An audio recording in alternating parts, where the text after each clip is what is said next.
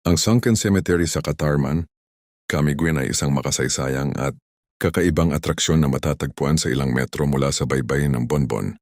Ito ay isang lumubog na sementeryo na naging bahagi ng dagat matapos ang pagputok ng Mount Vulcan noong 1871. Ngayon, ang lugar ay may isang malaking puting krus na nakatayo sa gitna ng dagat na nagsilbing simbolo ng pag-alala sa mga yumao.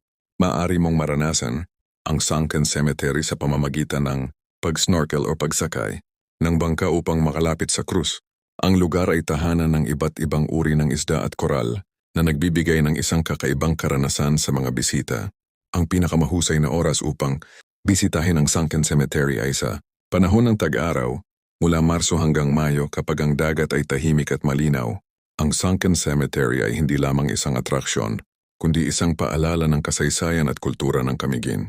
Ito ay isang lugar na dapat bisitahin ng mga interesado sa kasaysayan, kalikasan at relihiyon. Gusto mo bang malumban ang mga detalye tungkol sa pagbisita sa Sunken Cemetery o iba pang atraksyon sa Camiguin? I-book nyo na Camiguin Viajeros House Rentals